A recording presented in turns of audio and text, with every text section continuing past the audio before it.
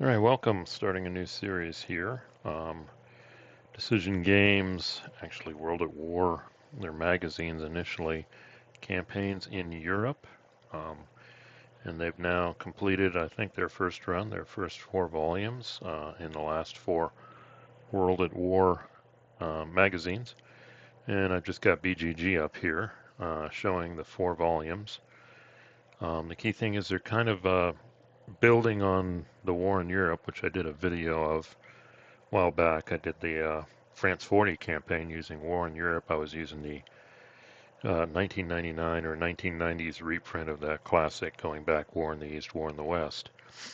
One of the things they say about it is the maps they're using the maps from War in Europe, updating, etc. Um, kind of the similar scale.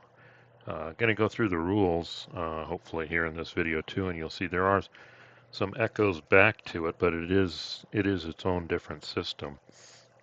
And the interesting thing is the rule set across all 4 of these is similar. Obviously, there's special rules for the different ones, but they're not very major. So if you learn the rules for these, or you learn the rules for one of these, that pretty much helps you do the rest. And we do see here, I've got them up here. The first one is Drive on Leningrad. That came out, I think, summer of last year. I forgot which number it was. I think World at War 97. And it did, obviously, and that's the one I've got behind here. That's the one I'm starting with. This covers a drive on Leningrad. I think it looks like the smallest of the 4, so it's a good one to start with to wrestle with the rules, etc. And it just focuses on Army Group North's drive on Leningrad in 1941. And then they followed that with Case Blue, and it's the maps too. Now we get the map below that, and we're talking about Case Blue, so they're talking about the German summer offensive in 1942. Attempting to take the Caucasus oil fields and ultimately got pulled into Stalingrad. So that was their number 2. Again, that came out last year. This one right at the end of the year came out. Now, if you think about the maps, now they're coming with the southwest map. So the 2 Russian maps are the northern part of the Russia and then the southern part of Russia. Now we get the Med and Italy and Sicily here.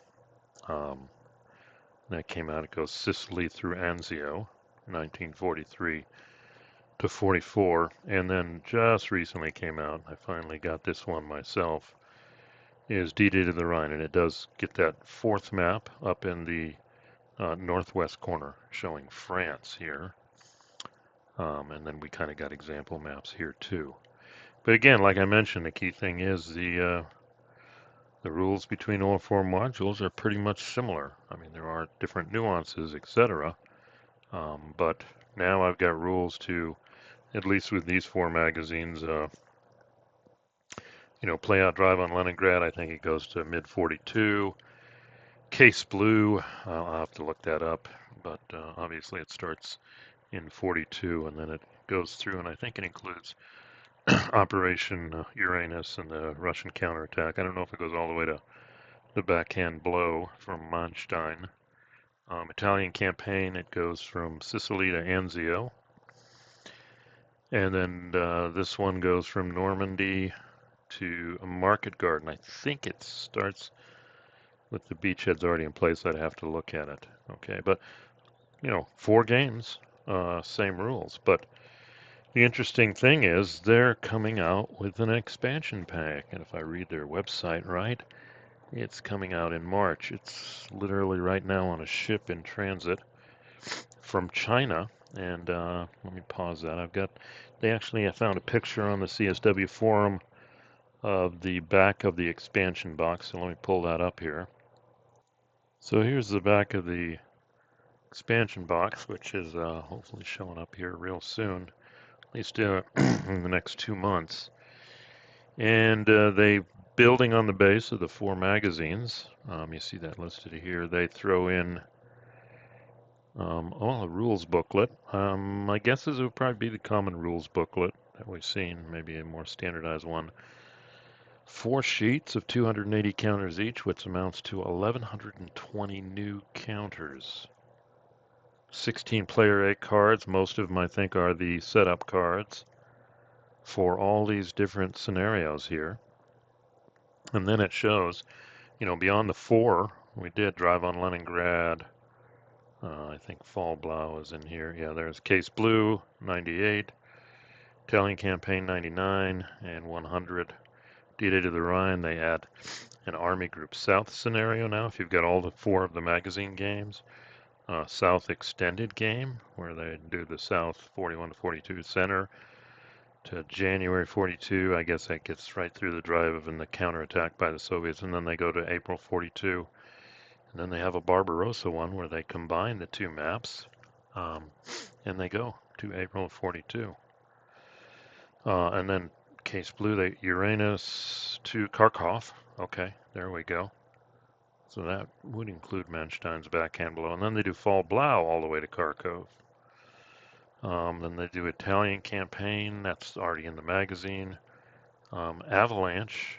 I think that just focuses on the Italian invasion, September 43. Anzio, January to June 44. Diadem. Okay, that's moving beyond Anzio. Gothic Line goes to 44 here. Well, then they've got the full campaign. I think it's the full Italian campaign. And it does go to April of 45, the end of the war. So yeah, that's pretty cool. D-Day to the Rhine, that was in the magazine. Market Garden to the Bulge. D-Day to the Rhine ends, well, that ends at Market Garden, I think. Now they go to the Bulge, and they go from the Bulge to the end, it looks like, and then D-Day to the end.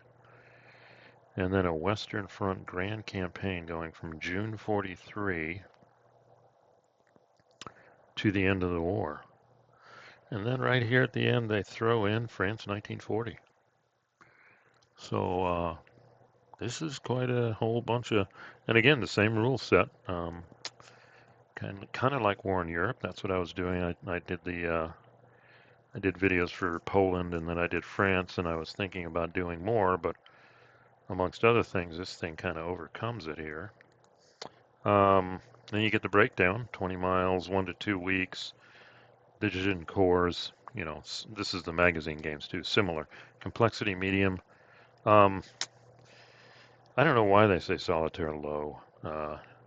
There is a Fog of War you'll see where you can only see the top unit in a stack, but I'm just not going to play that way. So, that's my goal here, to play through and see that.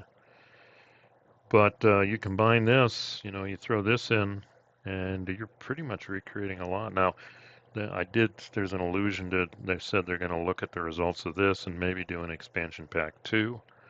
Don't know what that'll have. I don't know if they'll kind of go for the full War in Europe effect and, get us building, strategic, combat, etc.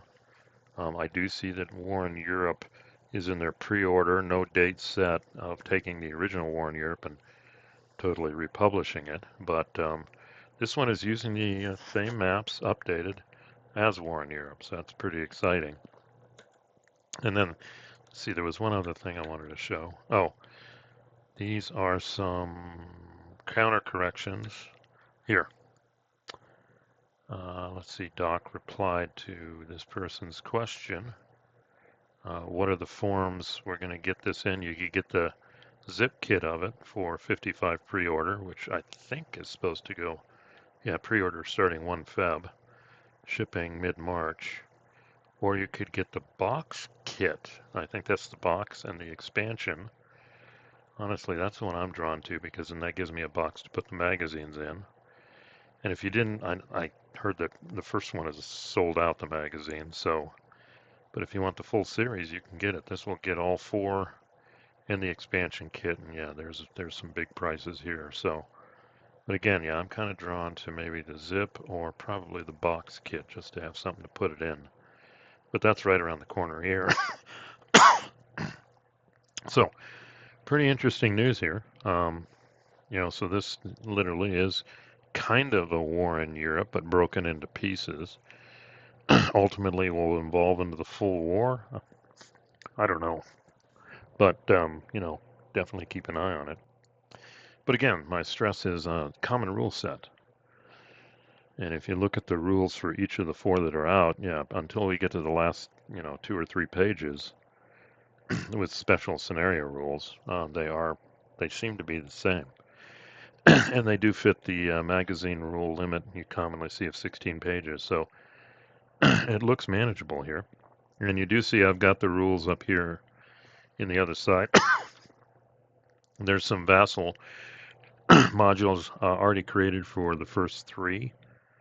I've got volume 1 here, the Leningrad, Drive on Leningrad.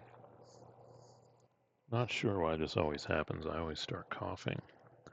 And we do see this is kind of what we call the top right of the 4. And we only play for this one. This is kind of a limiting line. We can't go into Army Group Center. But the map does go a good amount here. You see there's Moscow. And again, this is the same scale as War in Europe. Here we have the Finland area, etc. And I've kind of got it set up here. So, like I said, the first 3 have Vassal mods. This one I had to tweak a little. I think the built-in setup file was off, but that's fine. And yeah, the Fall Blau, there's already one out, and the Italian front, Sicily, Italy, is already out. And I'm hoping the Normandy one comes out here. And then for the expansion kit, yeah, pretty much all you need to do is combine the 4 maps together, make it one big map. It's not hard to do, but then you got to add all the new counters. That's kind of grunt work there, but should be able to do that. Don't know what their Vassal plans are going forward, but anyway, my intent here is, and we're at 11 minutes. We'll do a reasonably skim of the rules, and then after this, my follow-on videos, I'm gonna play this one. It's smaller, easier, manageable. Focus won't be so much strategy and winning, although I'll try and do that, but as getting a grip on the rules, understanding them, especially around supply. They've built a kind of moderately complex supply rules, which are probably a big impact. Okay, so we'll focus on that too. But just looking at the rules here, here's the and all the e-rules. Decision Games has all these rules online if you want an electronic version. But we do see here's pretty much the rules here. And it does start, sequence of play, headquarters, and modes. Headquarters play a big role. There were no headquarters in War in Europe, as I remember, too. And then they're using this relatively new concept of move, fight, fight, move, where normally the player can decide, do I want to move first and then combat, kind of traditional, or do I want to attack first and then move? Okay.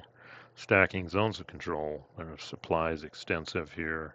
There's a refit concept here too, so we don't have that full strategic spiral from War in Europe, etc., but we do get refit points every turn, and amongst other things, we can use it to rebuild units, replace them, but we also use it for combat support, tied to the headquarters.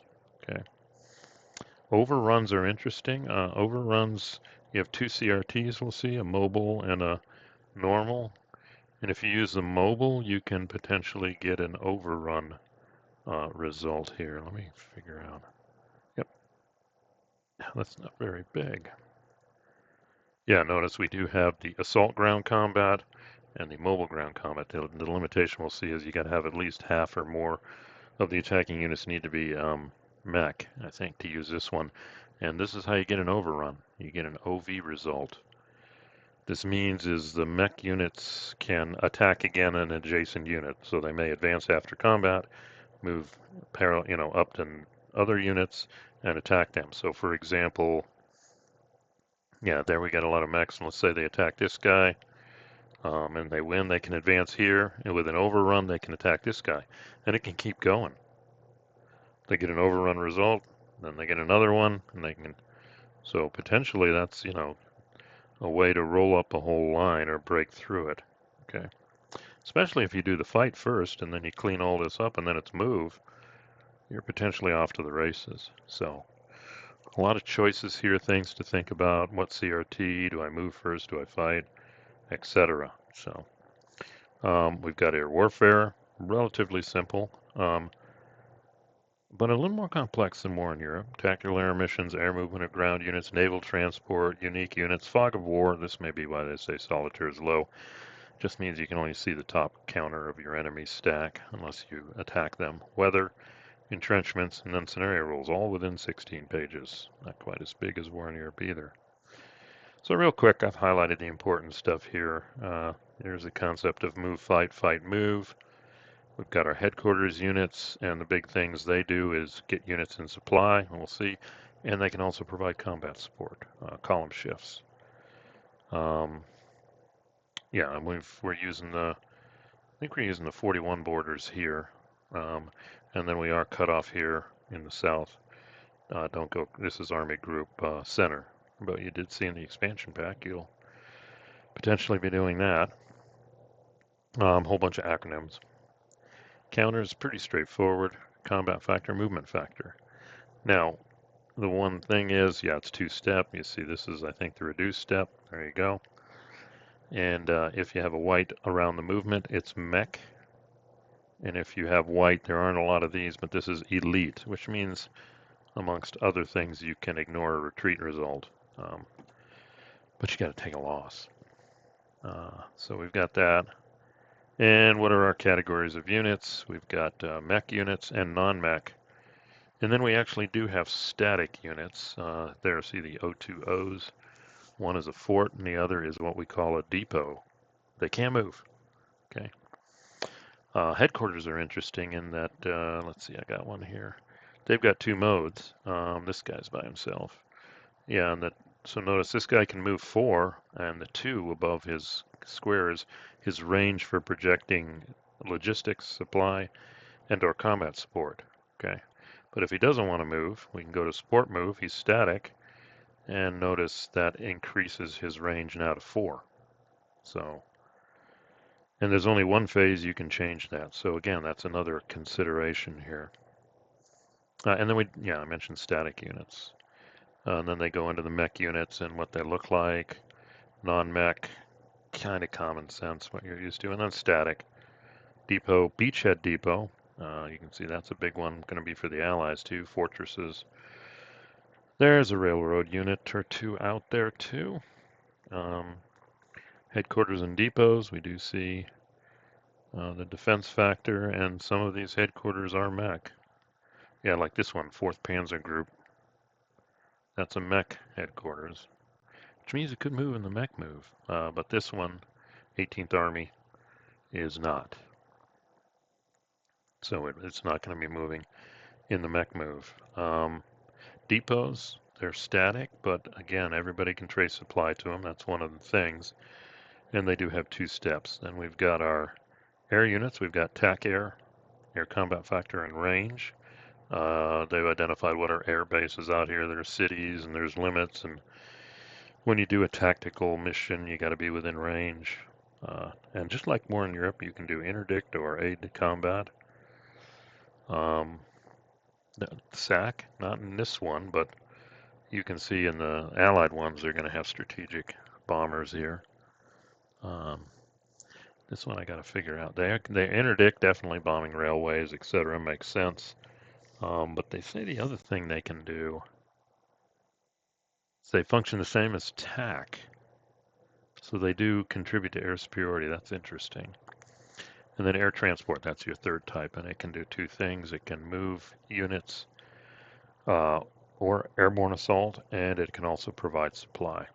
So, yeah, out of supply, railheads, control markers, entrenchment, track markers, etc. Amphib for naval transport.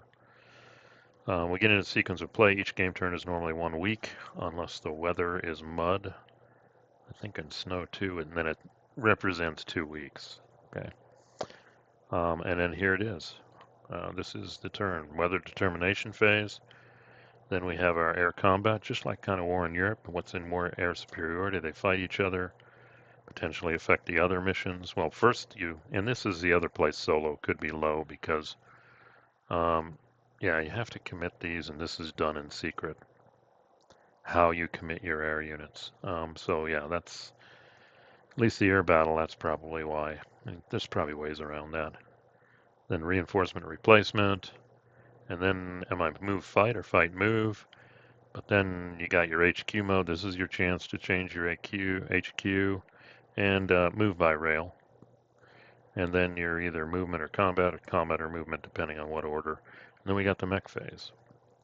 And then interdiction at the end. This part is kind of similar to War in Europe. Not exactly the same. Second game turns the same.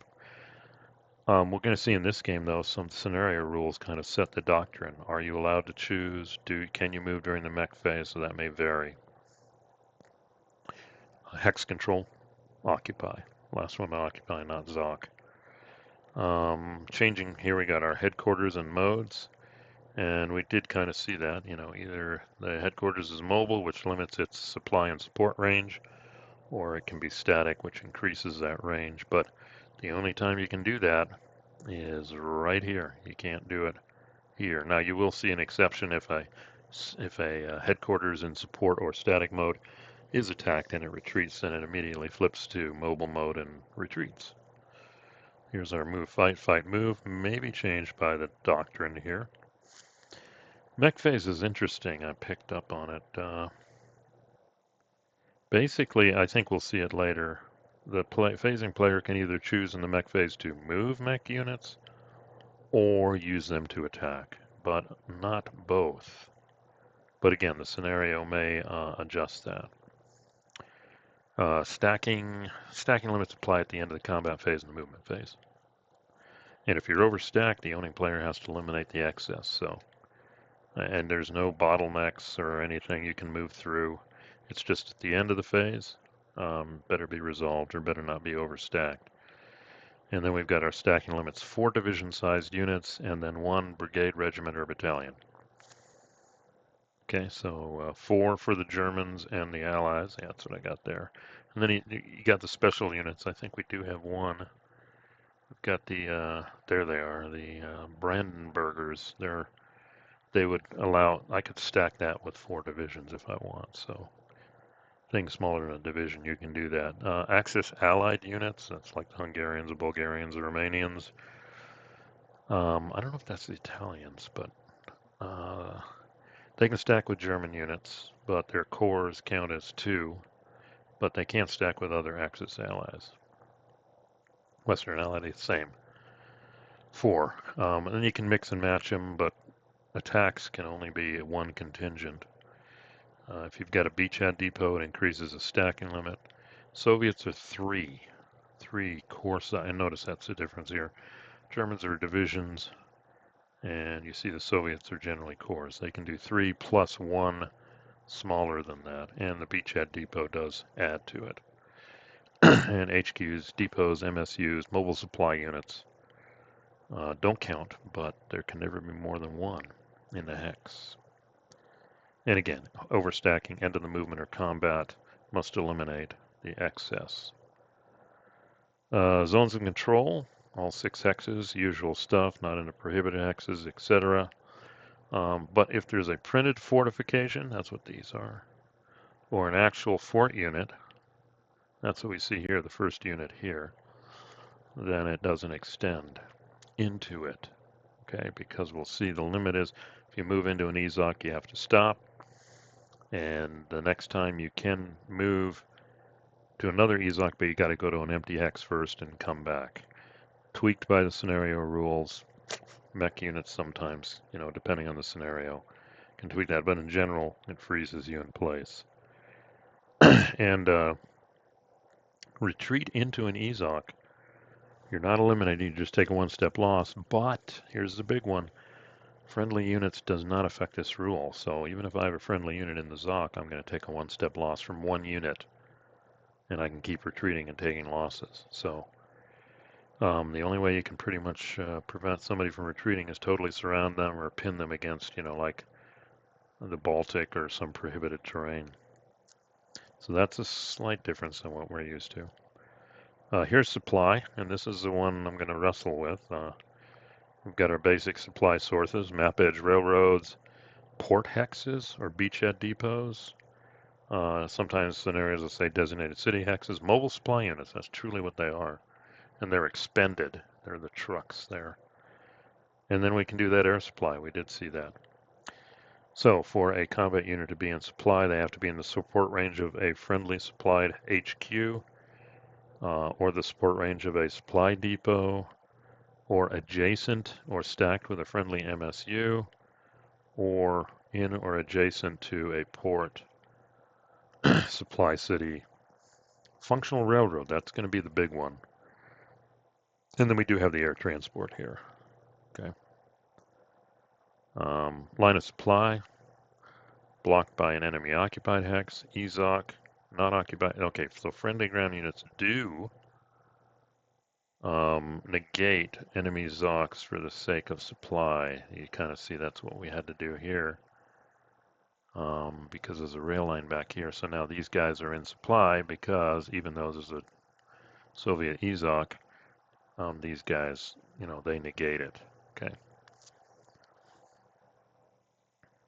Functional railroads, that's a big one.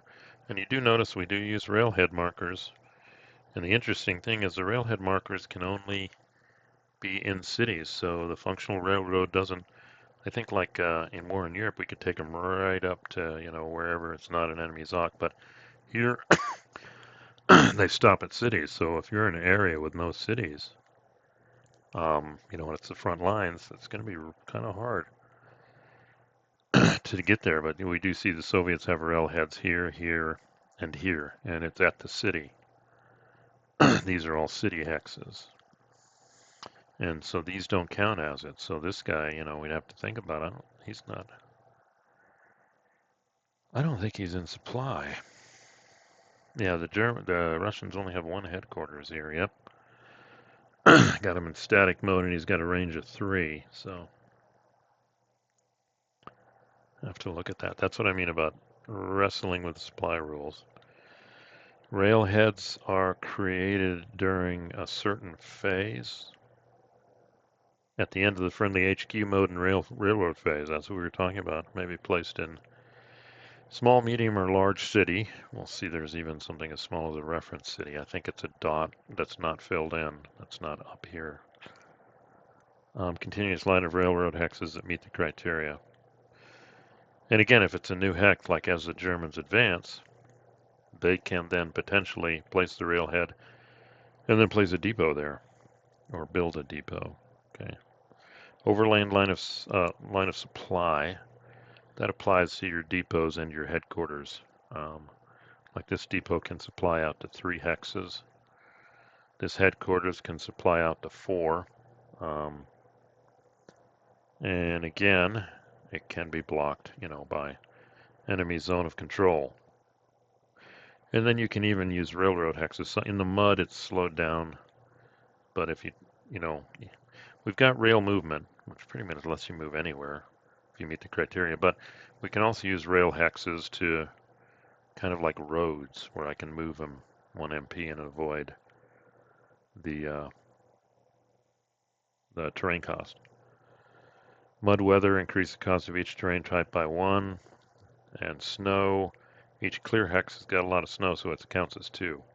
So that kind of slows that overland supply there, which could become a problem here. Depots, unlimited.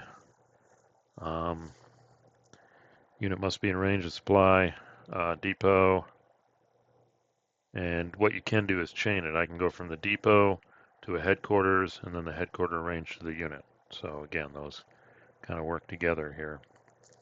Beachhead depots are a special case. You're doing an amphibious assault. Not as, different. I think their range is reduced. Yeah, you have to look at the scenario rules. HQ units, they can trace back to a supply source, get on a functional railroad, in a port hex by the scenario rules, or within support range of a depot. Mobile supply units are just that. They don't have to trace supply back to anything, but if you use them, they're gone. So I could use them to provide movement, and I think it applies to everybody next to him or in the same hex, or I could burn one for combat. Okay. And I use also, this is the other use for a mobile supply unit. When I place a railhead on a new city, and if I have a mobile supply unit there and I expend 1 refit point, I can have a depot. So two functions for these mobile supplies. They can provide supply on the move, but then they're expended, or they can be used to build depots. Okay, we come over here, we talk about air supply. And again, fly it out. I think it says double the range. And if they're landing in a friendly airbase, they can supply all units in the airbase and surrounding hexes. But if they fly to a non-airbase hex, it can only supply units that begin the phase in the hex that it's in, and an unlimited supply. This is how you fly supplies to Stalingrad. But when we talk about interdiction, we can mess with that. Okay. Out of supply, you're not killed if you're out of supply. Units may exist indefinitely. So it's just the effect here.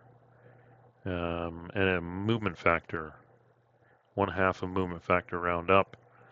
If you're out of supply, you can't do strategic rail movement. Has no effect on defense, though. Well, it does in the sense of if you or if all the defending units are out of supply, or attacking units and or the headquarters, no combat support. So that's the big one, I guess, when it comes to combat, is you can't use the refit points to shift the columns. And movement is slower. Interesting rule here with ground unit reinforcements. They arrive, let's look at the turn chart here to show you what it looks like. Kind of similar, again, to War in Europe. We've got the month here, but then we go through 4 weeks each month. Okay. And what it says is your reinforcements normally come, we can see that in the reinforcement machine, just in the month, they say. But then you roll the die to determine, okay, when do they come? When are they delayed? I don't know where that chart went. I thought I had it. Maybe on one of these. Hold on. Could it be in the CRT? There's your air superiority, nice listing combat shifts, etc. Let's see if it's on the TEC. Yeah, there, ground unit reinforcements chart. Let me zoom that in. So during clear game turns, you roll 1d6 for each unit as a reinforcement, and it either appears week A, week B, week C, week D. If it's mud or snow, 1 to 2 week A, and otherwise week B. That's interesting. But again, and then you probably place them here when they arrive, so they don't just immediately all arrive in the first week. And it's affected by weather too. Yeah, we covered that. Yeah, so that's interesting. And there's a bunch of things about where they're placed, normally supply sources or depots. What happens if an enemy unit is in the hex? You can delay your reinforcements too. When you place them, they've got to be in supply. And then for the scenarios, there are withdrawals. And you'll see that. I think we'll see that with the scenario at the end. You have to withdraw units, and here are the rules around that. Refits and replacements.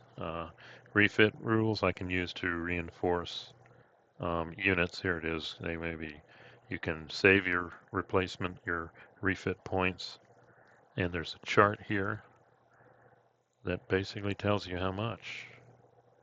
So if I have a non-mech class core, to bring it up one step, I spend 2, but if I have to rebuild it from eliminated, that's 4. And if I'm in an EZOC, all the info's here, 1 RP. Okay. And we do see some units, yeah, these are a 4, wow, 6. Siege artillery, here's a depot. Yeah, if it's reduced, I can spend 3 and reflip it, but if it's not, then I have to, in addition to the RP cost, 1 MSU in the hex. Okay. So I got to spend 5 RPs and burn a mobile supply unit to get a depot. Or I can build mobile supply units for 3. Then we've got our air units. And again, we're not making brand whole cloth new units. We're either on map rebuilding them. I mean, you know, removing the, adding the step, or we're rebuilding them from scratch. And but then I also use refit points to affect combat. 1 shift per refit point. And they got to be within range of an in supply. Headquarters, it's also in supply. Attacker can add 2. Defender, the max they can add is 1. So that's our ground unit refit replacement. They talk about setting up depots and when it can be deployed, burn an MSU. Let's see, ground movement. Yeah, basic stuff here. All units can move in the movement phase. Only mech units in the mech phase, if allowed by the scenario. Movement, you gotta cease movement when you enter an EZOC, but you'll see there's special rules sometimes that allow mech units to infiltrate. Can't go off the map in any case. Here's your special mech unit. Mech units are allowed to move from EZOC to EZOC, but that's all they can do. Germans can do it all scenarios. The Brits, US, and French after 43. Soviets can start doing it after in 44. All other is the scenario. Normally the scenario mentions it. It's got to begin in an EZOC and in supply, and then it can move. And then some rules will say, I think this scenario, the German mech units only pay +3 MP. So if they had enough and they were going in clear terrain, they could move all the way up here. If they want to move first, or do they want to attack first? That's the question. Can always move 1 hex. With stacks can move together.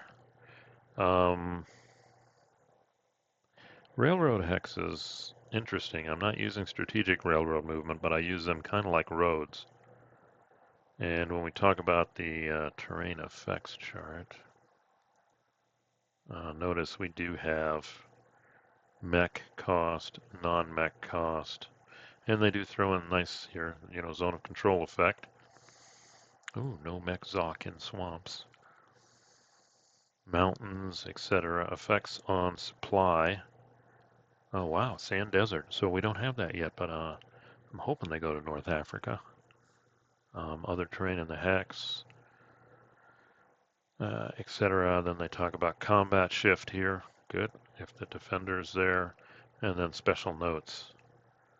And we see some other rules here. The surrounded attack, concentric attack doesn't apply to fortresses and cities. So pretty informative here. We did talk about the ground unit reinforcement delay. Here's your, when you're flying missions, we'll see. This is how many you can fly from an airbase as defined, and the max number of air points.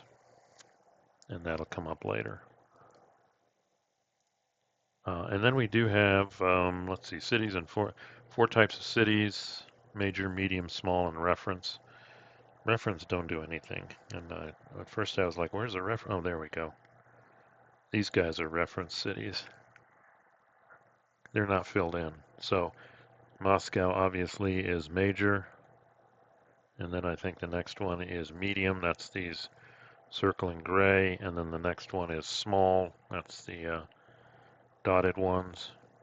And then the reference cities are just these without the dot filled in.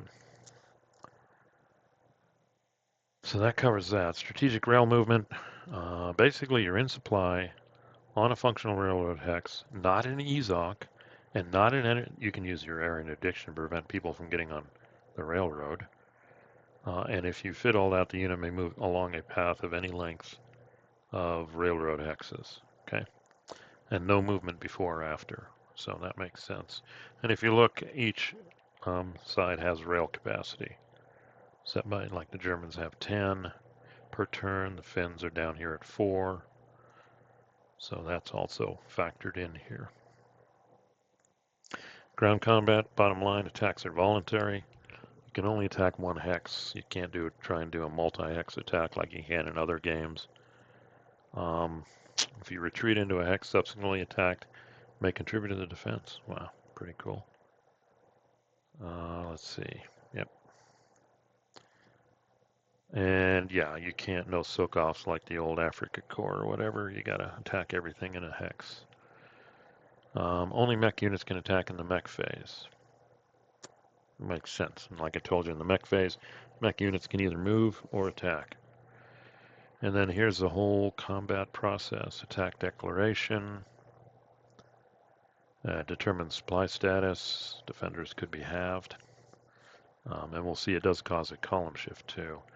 Then the attacking player commits attack air support. And then the attacking player chooses, am I doing assault or mobile? And I've got to have at least half, 50% of printed attacking combat vectors are mech. And scenario rules let you do it.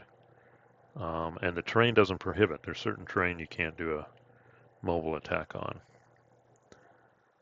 And then the interesting thing, you compare, you make the odds, but then they kind of do it differently here. Yeah, notice it's percentages. You basically get the odds and multiply by 100. And then it will fit somewhere in this number.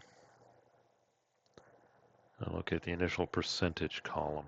Then you start figuring out the shifts. That's slightly different. It's not a straight odds kind of thing. It is, but you know, we're trying to, I guess, hit the percentage ranges here. Combat shifts. All combat shifts are cumulative. And here's nice. They got a whole list of attacker shifts on the CRT. Let's kind of zoom in on that. You can just work your way through this. Attacker shifts, I can do a maximum of 2 refit points. If I've got a concentric, it means you're surrounded by units in a Rzhok. 1R air support, you know, if I've got 2, it adds it. Naval gunfire, not in this game, but you can see that coming up. There is a supply rule. We'll see that. If you're doing an overrun attack, because the first attack you can't overrun and you're attacking again. If you're doing an air assault, it's 1R. If you're doing amphibious assault, occupied hex 1L. That's not good. That takes you down. Weather can affect it. Assault engineers, I haven't seen that rule yet. Heavy tanks, I have. Okay. Defender shifts, terrain effects, HQ support limit 1, and then we got naval gunfire. If you're in a fortress unit, 2L, no retreat. Actually, the printed fortress, I think, gives 3L. That's an errata. I'll have to look that up. Supply effects at weather, defending at a beachhead depot. And then they get into results here. So these are pretty handy CRTs, although I do think, I remember reading this shift is wrong for fortress unit. I'll have to check that again here. So once you get the shifts down, you resolve the combat. 1d6. Pretty straightforward. And you do see, here it is, 1d6. We're not doing die roll modifiers. So terrain effects, printed fortifications, if it's occupied. You know, unit fortifications actually, yeah, these are printed, but if they're unoccupied, they're not going to stop anybody. But this is actually manned. See the triangle? That one is got a defensive too, so it's an actual unit. But these, they have to be occupied to have an effect. And no retreat. Concentric, yeah, I mean, it's basically they're surrounded. But it doesn't apply to units. You can't do it at fortifications, fortress unit, entrenched, we'll see, or a city, but not the reference cities. So that prevents it, and that's all in the terrain effects chart there. HQ combat support, that's where we're talking about the burning refit points to shift columns. Max 2 for attacker, 1 for defender, got to be in support range, or got to basically be in supply, etc. And then here's the interesting thing. If all attacking units are in supply, 1R shift. If some are and some aren't, no shift. Interesting. And if all are out of supply, 1L. And it's the same for the defender. If they're all in supply, 1L for them. Mix, no effect, and 1R if all defending units are out of supply. So that's interesting. Just work through the process, and then we got our tactical air support here, which we've already talked about. Combat results, and I'll break that out at another time, but you know, here we've got our retreat rules. Interesting thing is, yeah, you can't retreat into enemy units. Could not enter via ground units retreat along railroad hexes. Okay. Yeah, if it's a prohibited hex, can't into an intact enemy fort, can't retreat off the map. Okay. You can retreat into Rzhok or through it, but you lose 1 step. 1 unit loses 1 step, even if there's a friendly. Presence of friendly does not negate. Well, there's additional step. If you're in a fort, we'll see that later too. So, retreat rules, then advance after combat. Basically, you can advance into the defender's hex. But if it's clear and you attacked on the mobile CRT, Any in-supply mech units can advance 2 hexes. One in a defender, and then second somewhere else. Okay, except not into an enemy, enemy unit hex. Ignore Ezok, that's what we thought. Pretty standard here. And then if you got an overrun result, then after the advance, the attacker may use one stack of participating mech units to immediately conduct another attack. They didn't even have to advance, but they want to be stacked together. They get a 1-hour shift, and they could potentially get another overrun result, advance after combat, and do it all over again. So that's kind of how they handle overrun. I think in War in Europe, you just had to get to 13-to-1 odds and spend some MP. So, air warfare. Supposedly secretly assign them to missions. We did see that. Yeah, it can be air superiority, ground support. That's interesting. That's separate. War in Europe, you would apply them to ground support, and if you didn't use them, they could be used for interdiction. Air transport, obviously only air transport units are going to do these two. But SAC and TAC can do these 3, I think. So, again, and then your reveal, and then any in air superiority. Let's see what we got here. 3 steps, simultaneously secretly do their stuff. TAC AP may be assigned air superiority, air ground, and interdiction. Ooh, did I see that there? Yeah, there it is, air superiority. Similar to War in Europe there, but a little more detail. And the air superiority, you don't really do odds. This is what I find interesting. You just count the number you have. Yeah, there it is. Use 0 column only if enemy commits no TAC or SAC. Okay. So the number of air points eliminated. Yeah, so we got abort or how many air points eliminated based on the number of factors you've applied. And each side does this for whatever number they have. Obviously, if the Germans apply 8 and the Soviets do 1, 8, they're probably going to kill 2 or 3 or 4, and the Soviets may have no effect, abort 1, or maybe shoot down 1. And again, it's a factor of how many you apply. Phasing player may apply 1 or more TAC AP to each attack. Okay, here's ground support. So any I applied to that, it can shift combat. 2 for the attack, maximum 1 for the defense. Then we have the interdiction phase. And what interdiction does, some cool stuff here. The hex it's in and the 6 surrounding it. It adds, okay, number 1, it prevents units from getting on rails. So if you think units are about to hop on the rail, put an interdiction next to it. It also affects overland line of supply. And here's the interesting one too. Your air transports, they can fly into an interdiction hex, but they can't fly through it. So they block, and if they do actually fly into it, they could be aborted or eliminated. So you can use air interdiction to slow stuff down, mess with supply, and kind of prevent, air transport. So cool stuff there. Air movement of ground units, don't want to jump. These are the units that can be moved, and they're going airbase to airbase, and they can apply double their printed range. Okay, so you can use that to transfer stuff.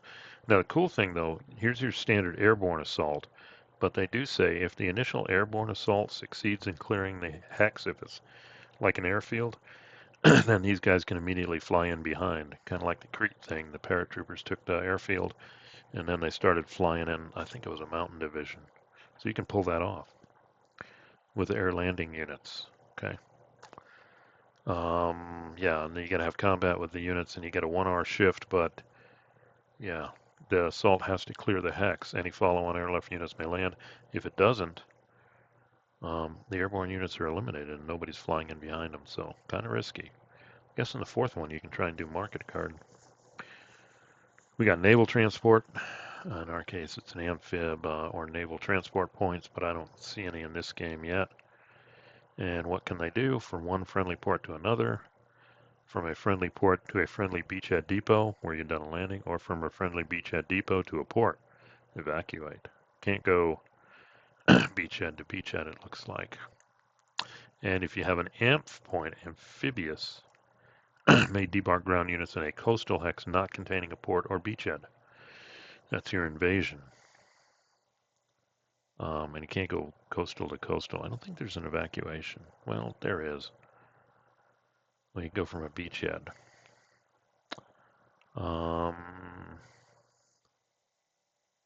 Yeah, starting point or ending point may be an EZOC. Maximum number of units may be transported using NTP or AMP. The scenario rules will tell you the limits. And actually, if you do an amphibious invasion, you can attack. Got minor and major ports, different rules around them. Minor, maximum 2 units. And if there's no depot, it can only supply units in adjacent or the port. If a depot, then it operates like the depot. And if you capture an enemy major port, it takes a few turns to fix it. Functions as a minor port for 4 game turns. Yeah, rolls 1d6. 1 to 4, 5 and 6. Then it's 5 turns or 6 turns. So that, kind of like for the Allies, repairing Amsterdam or Cherbourg. Okay. And in a major port, 4 units may be embarked or debarked. Here's your amphib assault. All marine type units are qualified, otherwise the scenario rules cover it. There were no Marines during Overlord, Normandy, so they'll probably have rules for infantry doing that. Let's see, amphibious movement, enemy, it can be to an unoccupied or enemy occupied controlled port. Oh, you can go right into a port hex, but it's got to be clear or broken. Can have a port city or fortress there. And you got to do move fight option. Makes sense. And you got to attack. They get a 1L shift, so it's not, I mean, you're at disadvantage. Interesting, airborne you get a 1R, so that helps the attack. But amphib, it's a 1L. And if you fail to clear the hex, everybody loses 1 step and returns to a friendly port. Got some unique units here. Elite units, they can ignore retreat, but then they take a step loss. For everybody in the hex with them, not just the elite units. Mountain units, they can move better in mountains and they get combat shifts. When in mountains, air landing. Okay, they can follow on an airborne unit. And like I said, land in the airfield. Marines can do amphib ops. Treat lake, major river, and strait hexes as minor rivers. Now the other sides besides the U.S. have those. Have Marines. And we got this heavy tank unit. Going to see that for the Soviets. It'll be the KV-1s here. Let's see if I've got that. Yeah. This is something I downloaded from Consum World. Somebody made. I forgot who it was, but thank you very much. At least for the Soviets. They didn't give it for the Germans. But yeah, here are the heavy tanks right here. You can tell they're elite units. They're mech. They look like KV-1s. And again, they can have that effect there. The elite effect. Okay. Railroad artillery. Don't count against stacking. Ignore attacking results because they're kind of artillery, and they get a 1-hour shift when attacking a city. Interesting. They can be alone or work with others. Defends normally. Can't advance after combat, but it's got to stay on railroad hexes. Then we get to Fog of War. Players can examine enemy stacks only under the following conditions: at the instant of combat or in a friendly area interdiction zone. But again, I'm playing solo, so maybe I'll factor that in. Weather, 3 types: clear, mud, snow. Game turn lists on which each type of weather affects. So apparently you don't roll for it. It's just on the game turns, it's hard set.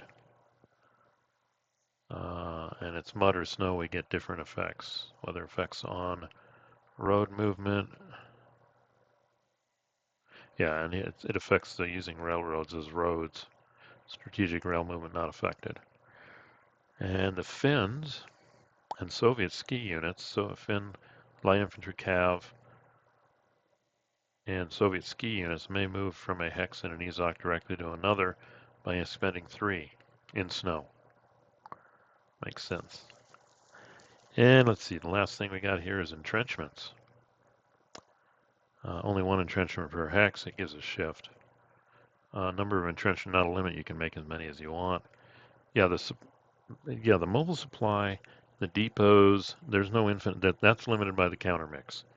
So you got to be aware of that, and that's why, oh, I didn't put these in. Units available for rebuild. I'm not quite set up here.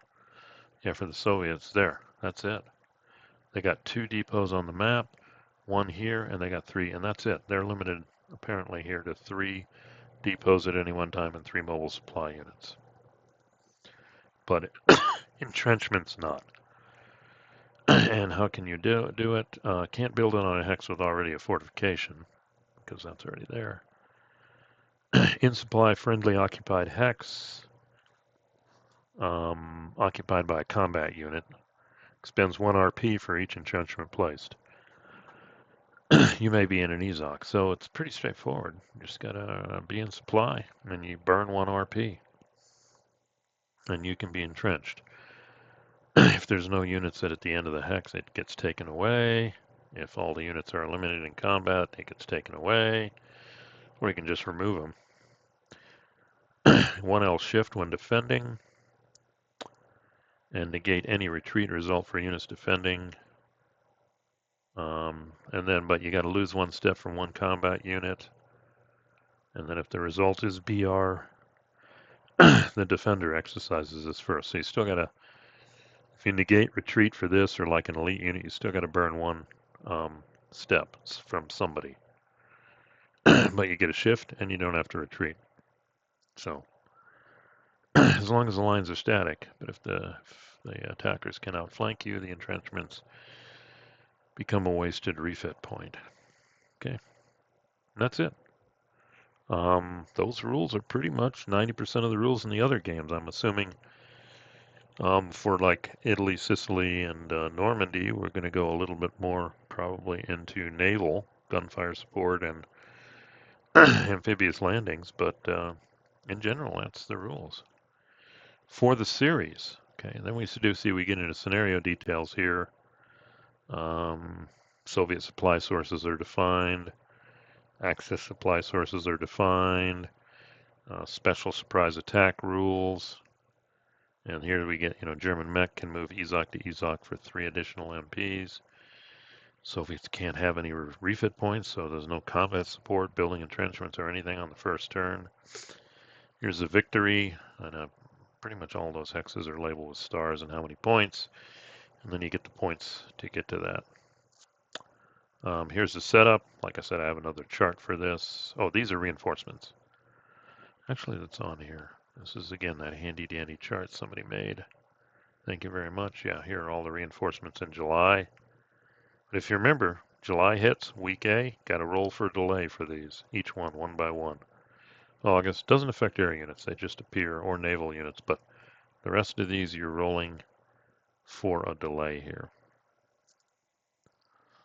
Then we got our access reinforcements. I think, yeah, I haven't placed them yet, but I'll figure that out. And then the first reinforcements come in July, same thing, roll for it. Then they go into doctrine. German and Finnish may stack and conduct all operations together. That's nice. German mech units can move during the mech phase, and all mech units, German mechs, can use a mobile CRT. I don't think the Soviets can. I hope I didn't pass that up. Yeah, Soviets. Soviet player cannot conduct mech. Soviet player may use a mobile CRT only after first week of December 41. And Leningrad, you can put 4 units. Talk about naval transport capabilities. Can't rebuild mech cores. I think they made them different. That's the mech cores here. If you read the history here. And all the border hexes for both sides have to be covered by units. And ZOC, they can do 1 airborne operation. That'd be interesting. Here's a Brandenburgers, ignore EZOC, and no, it doesn't project in a ZOC either. Always in supply. Cool. So they could probably run back here and just sever rail lines. Got an airborne operation. Maybe you can even call an emergency airlift. Finnish rules are not going very far. They're not going to attack Leningrad. I think that's what the rules basically say. Don't mess with Leningrad and don't go beyond this river here. So that's kind of limited. Don't know. That was my setup if they'll do anything here. And then the weather effects.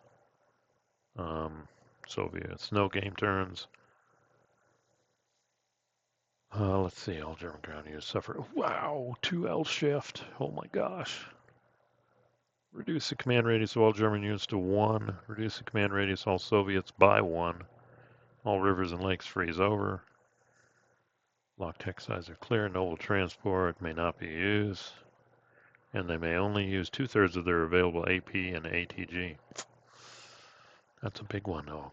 Germans in the snow, 2L. Mud. All German ground attacks. Yeah, ground attacks, 2L shift. All German additional 2L shift. I'll unpack that. 1L for Soviet and Finnish. Inner adjacent for supply. Mud slows even supply down. And then on road movements, which are the railroads. And then the infiltration we talked about for the snow. So there you go. That's a skim of the rules. Now the advantage of this is if I get comfortable with these rules, I have 3 other games I can play with pretty much similar rules. And when the expansion pack comes out, I don't know, 16 more different scenarios with maps of all of Europe covering all sorts of stuff, including France 40. Can't wait. So anyway, that's the rules. 1 hour. Wow, if you held on this long, that's impressive. But again, the goal is if you master these rules, it sets you up for hopefully a whole bunch of other scenarios and campaigns you can do, especially with the expansion pack, and if they do number 2, and if they combine them. So definitely worth a shot here. This is the game I'm going to use to actually try and get familiar with the rules, and hopefully they're good, solid. Concept World is pretty active with discussions with the designer developer about rules clarifications. They've got errata up there. So I'm hoping this is a solid system, and this becomes kind of a go-to system to recreate pretty much operational level combat within Europe. And then hopefully they add on stuff like we can get the Scandinavian stuff, get the desert combat, go before this and cover things like Poland, also. Maybe Sea Lion, who knows? Invade Spain. Right now it's just scenarios, so I don't know, but hopefully add more maps and go from there. So anyway, I have gone long enough here. The next video we will be actually starting to play through this. I've already done the setup. I'll talk about setup and all that in the next video and kind of strategies as I figure out the move, fight, move, and mech effect, and mobile CRT, assault CRT, and supply. So all these things kind of work together. But like I said, once you get that, you got the other ones in the series. So I'll end it here. Comments appreciated. Like, subscribe if you want to see when the next one is. Otherwise, we'll see you in the next video for the kickoff of Army Group North, and we'll see how they go. Thanks for listening.